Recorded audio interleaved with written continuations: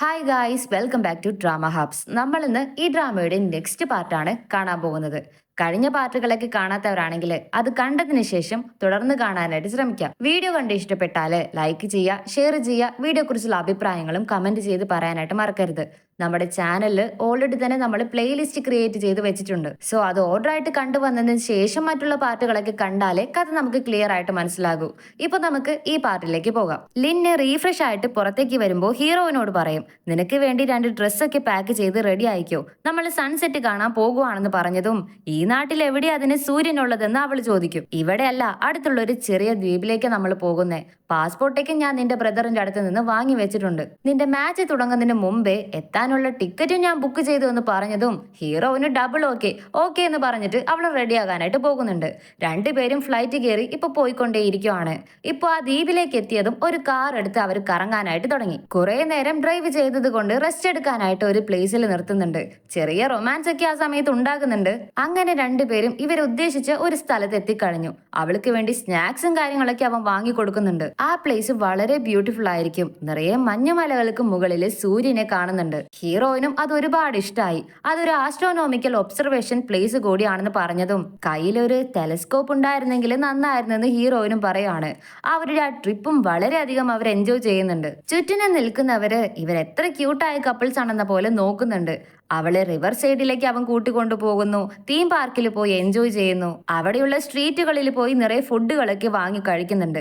അങ്ങനെ രണ്ടുപേരും ഒരുപാട് എൻജോയ് ചെയ്തുകൊണ്ടിരിക്കുകയാണ്. തിരികെ അവർ സ്റ്റേ ചെയ്യുന്ന റൂമിലേക്ക് വരുമ്പോഴേക്കും ഹീറോയിൻ ഉറങ്ങിപ്പോയിട്ടുണ്ടാകും. അവൻ അവളെ എടുത്തുകൊണ്ടുപോയി ബെഡിലേക്ക് കെടുത്തിയിട്ട് സുഖമായിട്ട് ഉറങ്ങിക്കോ എന്ന് പറയും. അവളും കംഫർട്ടബിൾ ആയിട്ട് ഉറങ്ങാനായിട്ട് തുടങ്ങുവാണ്.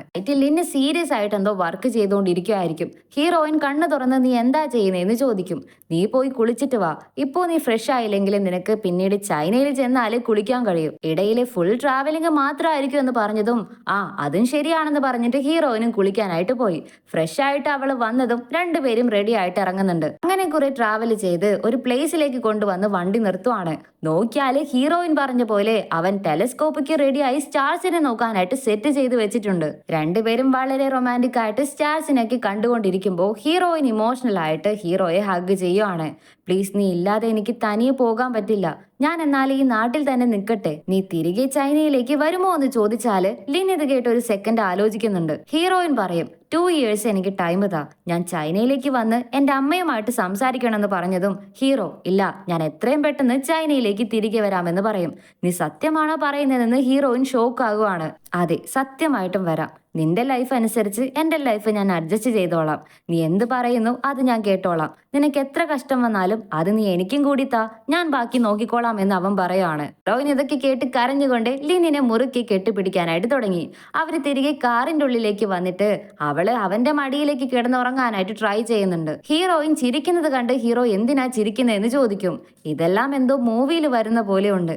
എന്റെ ചെറിയ വയസ്സിൽ പഠിക്കുന്ന ടൈമില് ഞാൻ ചിന്തിക്കുമായിരുന്നു, ഒരു പയ്യനുമായിട്ട് സ്നേഹിച്ച് ഒളിച്ചോടി പോയാൽ എങ്ങനെയുണ്ടാകൂ എന്ന്. ഇത് കേട്ട് ലിന്നും, അപ്പൊ പഠിക്കുന്ന ടൈമിൽ നീ പഠിക്കാതെ ഒളിച്ചോടി പോകുന്നതിനെ കുറിച്ചാണോ ചിന്തിച്ചുകൊണ്ടിരുന്നതെന്ന് ചോദിക്കും. ഇവളും ഇത് കേട്ട് ചിരിക്കുന്നുണ്ട്. പിന്നീട് അവർ രണ്ടുപേരും ഉറങ്ങാനായിട്ട് തുടങ്ങി. നെക്സ്റ്റ് ഡേ രാവിലെ ആയി. ഫസ്റ്റ് ഇവർ രണ്ടുപേരും വേയുടെ കൂടെ തങ്ങിയില്ലേ, ആ വീട്ടിലേക്കാണ് തിരികെ വരുന്നത്.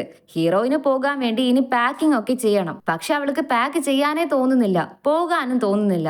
പക്ഷെ വേറെ വഴിയില്ലല്ലോ. ഹീറോ കോട്ട് എടുക്കാനായിട്ട് റൂമിലേക്ക് വരുമ്പോൾ വെയ് എഴുന്നേറ്റ് എവിടെയാണ് പോകുന്നതെന്ന് ചോദിക്കും.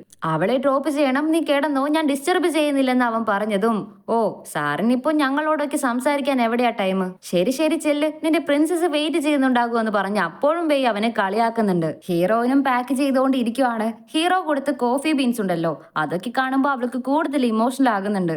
ഇവളിങ്ങനെ ശോകമായിരിക്കുന്നത് കണ്ട് അവൻ അവളെ കൂട്ടിക്കൊണ്ടുപോയി നല്ലൊരു കോഫി ഒക്കെ ഇട്ട് കൊടുക്കുന്നുണ്ട്. കുറച്ചു നാളത്തേക്കല്ലേ, നീ ഇങ്ങനെ വിഷമിക്കല്ലേ എന്ന് ഹീറോ അവളെ സമാധാനിപ്പിക്കാനായിട്ട് നോക്കുന്നുണ്ട്. ഇനി ഞാൻ എപ്പോഴാ നിന്നെ കാണാൻ പോകുന്നേ? നീ എന്നെ ഫസ്റ്റ് ടൈം പ്രൊപ്പോസ് ചെയ്തില്ലേ ലോണ്ടറി റൂം, അവിടെ വരെ നമുക്ക് പോയിട്ട് വന്നാലോ എന്ന് അവള് ചോദിക്കും. നോക്ക്, നമ്മുടെ ലാസ്റ്റ് മീറ്റിംഗ് അല്ല ഇത്, എത്രയും പെട്ടെന്ന് നമ്മൾ കാണാനല്ലേ പോകുന്നേ. നമ്മുടെ കയ്യിൽ ഫോൺ ഉണ്ട്, എപ്പോ വേണമെങ്കിലും സംസാരിക്കാം, വീഡിയോ കോൾ ചെയ്യാം. ഇതിനൊക്കെ നീ ഇങ്ങനെ വിഷമിക്കരുതെന്ന് പറയും. രണ്ടുപേരും അങ്ങനെ കുറച്ചു നേരം സംസാരിച്ച് കോഫിയൊക്കെ കുടിച്ചു കഴിഞ്ഞതിന് ശേഷം എയർപോർട്ടിലേക്ക് എത്തി. എല്ലാ തിങ്സും അവൾക്ക് വേണ്ടി അവൻ പാക്ക് ചെയ്തൊക്കെ റെഡിയാക്കി കൊടുത്തിട്ട് പോയിട്ട് വാ എന്ന് പറഞ്ഞതും ഹീറോയിൻ അവനെ കെട്ടിപ്പിടിച്ചിട്ട് വിടുന്നില്ല. കൂടെ കരയാനും തുടങ്ങി. നിനക്കെന്നെ ചൈനയിൽ വെച്ച് കണ്ട് ലവ് ചെയ്താൽ പോരായിരുന്നോ? എന്തിനാ നേരത്തെ ലവ് ചെയ്തത്? അങ്ങനെയാണെങ്കിൽ എനിക്കിപ്പോ പിരിയേണ്ടി വരില്ലായിരുന്നു എന്ന് പറഞ്ഞ് ഇമോഷണൽ ആയതും ശരി മാഡം, എന്റെ തെറ്റാണ്, ഞാൻ സോറി ചോദിക്കുന്നു. നീ പോ, ഞാൻ നിനക്ക് മെസ്സേജ് ചെയ്യാം, നോക്കി പോയി വാ എന്ന് പറഞ്ഞിട്ട് അവൾ കരയുന്നത് കണ്ട് അവൾക്ക് ഒരു കിസ്സും കൊടുത്തിട്ട് പറഞ്ഞയക്കുവാണ്. അവളും ഒരുമാതിരി കരച്ചിലോടെ ചിരിയോടെയൊക്കെ നടന്നു പോകുന്നുണ്ട്. ഇടയ്ക്കിടയ്ക്ക് തിരിഞ്ഞു തിരിഞ്ഞു നോക്കിയാണ് പോകുന്നത്. ഇപ്പോ ഇവിടെ തിരികെ ലിന്ന് വീട്ടിലേക്ക് വരുമ്പോ ജിയാങ് അവനെ വെയിറ്റ് ചെയ്ത് നിൽക്കുന്നുണ്ടാകും. ജിയാങ് പറയും, നോക്ക്, ഇനി നീ എന്താ പ്ലാൻ ചെയ്തിരിക്കുന്നത് എന്ന് എനിക്കറിയില്ല, പക്ഷെ നമ്മുടെ മാസ്റ്റർ ഉണ്ടല്ലോ, അവർക്ക് തീരെ വയ്യാതെ വരുന്നുണ്ട്. എത്രയും വേഗം നീ അവരെ കോൾ ചെയ്ത് സംസാരിക്കാൻ നോക്കെന്ന് പറഞ്ഞിട്ട് ജിയാങ് പോകുവാണ്. ജിയാങ്ങും ഇവരും കുറച്ചു നാൾ മുൻപേ ഒന്നിച്ചിരുന്ന് ഡ്രിങ്ക് ചെയ്തിരുന്നില്ലേ, അപ്പോ ഇവർ ഇതിനെ കുറിച്ച് സംസാരിച്ചിരുന്നു. എനിക്ക് ഷോൾഡറിൽ ഒരു ഇഞ്ചുറി പറ്റിയിട്ടുണ്ട്, അതുകൊണ്ട് ഞാൻ സർജറിക്ക് പോകും. സോ തിരികെ എനിക്ക് കളിക്കാനായിട്ട് വരണമെങ്കിൽ 1 ഇയർ ഗ്യാപ്പ് വേണം. ആ ടൈമിൽ നമ്മുടെ മാസ്റ്ററുടെ സ്റ്റുഡൻസ് ആരെങ്കിലും ഇല്ലെങ്കിൽ ക്ലബിൽ ആകെ വലിയ പ്രശ്നമാകും. ഇതിനേക്കാളും കഴിവുള്ള എക്സ്പീരിയൻസ് ഉള്ള ആളുകൾ ഉണ്ടായിരിക്കാം, പക്ഷെ ആരും നിന്നെ പോലെ വരില്ലല്ലോ. പ്ലീസ് നീ ഒന്ന് വേഗം തിരികെ വാ, മാസ്റ്ററിനെ ഒരു തവണയെങ്കിലും കണ്ട് സംസാരിക്ക്, ഇല്ലെങ്കിൽ നമ്മുടെ ക്ലബിന്റെ അവസ്ഥ മോശമാകുമെന്ന് പറഞ്ഞിരുന്നു. ഇതിനെക്കുറിച്ച് ചിന്തിച്ച ഹീറോയും മാസ്റ്ററുടെ നമ്പർ എടുത്ത് നോക്കിയിട്ട് സൈലന്റ് ആയിട്ട് അവിടെ നിന്ന് നടന്നു പോകുവാണ്. ഇവിടെ ഹീറോയിൻ ചൈനയിലെത്തി. അവളെ പിക്കപ്പ് ചെയ്യാൻ അവളുടെ ക്ലോസ് ഫ്രണ്ട് ഉണ്ടല്ലോ, അവൾ ഓടി വരുന്നുണ്ട്. നിനക്ക് വേണ്ടി ഒരു പാർട്ടി അറേഞ്ച് ചെയ്തിട്ടുണ്ട്, നീ എന്തായാലും വരണോ എന്ന് പറഞ്ഞ് വിളിച്ചതും ഇല്ലടി, അമ്മയും അച്ഛനും ഫാമിലി റിയൂണിയൻ വെച്ചിട്ടുണ്ട് ഇന്ന് നൈറ്റ്, അതുകൊണ്ട് ഇനിയൊരു ദിവസം ആകട്ടെ എന്ന് സംസാരിച്ചുകൊണ്ടിരിക്കുകയാണ്. നമ്മുടെ ഹീറോയിന്റെ കൂടെ ഒരു സീനിയർ പെണ്ണ് ഗെയിം കളിച്ച് ജയിച്ചില്ലേ, ആ പെണ്ണ് ലീന എന്ന ഒരു പെണ്ണുമായിട്ട് സംസാരിച്ചുകൊണ്ട് നിൽക്കുന്നുണ്ട്. ഈ ലീന എന്നത് ഡോണിന്റെ ഫസ്റ്റ് ഗേൾഫ്രണ്ട് ആയിരുന്നു എന്ന് പറഞ്ഞിരുന്നില്ലേ, ആ പെണ്ണാണ്. എടി, ഇതെന്റെ ചേട്ടന്റെ പഴയ ഗേൾഫ്രണ്ട് ആണെന്ന് ഹീറോയിൻ പറഞ്ഞതും എന്താ നീ പറഞ്ഞേ, നിന്റെ ചേട്ടന് ഇമോഷൻസ് ഒക്കെ ഉണ്ടോ? അവരൊരു റോബോട്ടാണെന്നല്ലേ ഞാൻ വിചാരിച്ചതെന്ന് ഫ്രണ്ടും അവളെ കളിയാക്കുന്നുണ്ട്. ഇവര് 4 പേരും മീറ്റ് ചെയ്തതും ഹായ് ഹലോ ഒക്കെ പറയുന്നുണ്ട്.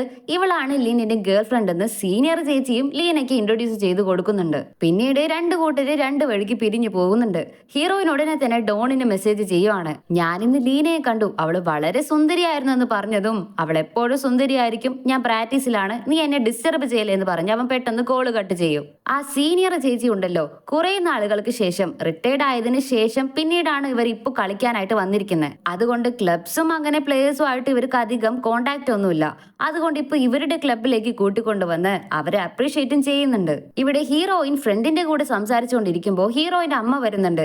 2 പേര് സംസാരിച്ചിരിക്കും, എനിക്കൊരു മീറ്റിംഗ് ഉണ്ട്, ഞാൻ അത് കഴിഞ്ഞ് വേഗം വരാമെന്ന് പറഞ്ഞു പോകും. ആ സമയം ഹീറോയിൻ ഫ്രണ്ടിനോട് പറയും, എന്റെ ബോയ് ഫ്രണ്ട് ലിന്നുണ്ടല്ലോ, അവൻ ചെറിയ വയസ്സിൽ ഒരു തവണ ഗെയിം കളിക്കുമ്പോൾ ദേഷ്യത്തിൽ അവിടെ ഉണ്ടായിരുന്ന റെഫറിയുമായിട്ട് വഴക്കിട്ടും, അതുകൊണ്ടൊക്കെ തന്നെ അവനെ ഗെയിമിൽ നിന്ന് പുറത്താക്കിയിരുന്നു. ആ സമയം അതേ പ്ലേസിൽ അടുത്ത ഗെയിമിൽ എന്റെ അമ്മയാണ് റെഫറി ആയിരുന്നത്, എന്റെ അമ്മ അവൻ ആ ചെയ്തതൊക്കെ കണ്ടിരുന്നു എന്ന് പറഞ്ഞതും ഇത് കേട്ട് ഫ്രണ്ട് ആകെ ഷോക്ക് ആകുന്നുണ്ട്. അങ്ങനെയാണെങ്കിൽ നിങ്ങൾ 2 പേരുടെയും കാര്യം തീർന്നു, ഈ ഒരു റിലേഷൻഷിപ്പ് എന്തായാലും നിന്റെ അമ്മ യെസ് പറയാൻ പോകുന്നില്ലെന്ന് പറഞ്ഞതും ഇവൾക്കും ഇത് കേട്ട് ആകെ എന്തോ പോലെ ആകുന്നുണ്ട്. അതേസമയം ഇവിടെ ലിന്നിനെ കാണിച്ചാല് അവൻ വളരെ സീരിയസ് ആയിട്ട് എന്തോ ആപ്ലിക്കേഷൻ ഫോം ഒക്കെ ഫില്ലപ്പ് ചെയ്തുകൊണ്ടിരിക്കുമായിരിക്കും. ആ സമയത്ത് അവിടേക്ക് വേ വരുന്നുണ്ട്. എന്താ നീ ചെയ്തുകൊണ്ടിരിക്കുന്നേ? ഇപ്പൊ നീ വാടക കൊടുത്തോണ്ടിരിക്കുന്നില്ലേ, അത് ക്യാൻസൽ ചെയ്താ പോരെ, അഡ്വാൻസ് തിരികെ വാങ്ങിച്ചാൽ എന്താന്ന് ചോദിച്ചാല് ഇല്ല, ഞാൻ അതൊരു വർഷത്തേക്ക് എക്സ്റ്റെൻഡ് ചെയ്യാൻ പോകുവാണെന്ന് ഹീറോ പറയും. എന്താണ് നീ അങ്ങനെ പറയുന്നതെന്ന് അവൻ ചോദിച്ചാല് നിറയെ കോമ്പറ്റീഷൻ വിൻ ചെയ്യണം, നിറയെ സമ്പാദിക്കണം, ഇപ്പോ ഞാൻ വാങ്ങിയ പോലെ നിറയെ ചെയിൻ ക്ലബ്സ് ഒക്കെ ഓപ്പൺ ചെയ്യണമെന്ന് പറഞ്ഞതും വേദ് കേട്ട് ആകെ ഷോക്കായിട്ട് നിന്നു പോകുന്നുണ്ട്. നീ ഇതൊക്കെ സത്യമാണോ പറയുന്നതെന്ന് ചോദിക്കും. അതേ എന്ന് ഹീറോ പറഞ്ഞതും വേദ് കേട്ട് കരയാൻ തുടങ്ങി. അവൻ വളരെ ഇമോഷണൽ ആകാനായിട്ടും തുടങ്ങി. നീ ഇത്ര ഇമോഷണൽ ആകുമെന്ന് ഞാൻ കരുതിയില്ലെന്ന് ലിന്നു അവനെ സമാധാനിപ്പിക്കുന്നുണ്ട്. നെക്സ്റ്റ് ഇവിടെ നമ്മുടെ ഹീറോയിനെ കാണിച്ചാല് അവൾ അവളുടെ പ്രാക്ടീസിന് വേണ്ടി റെഡി ആയിക്കൊണ്ടിരിക്കുമായിരിക്കും.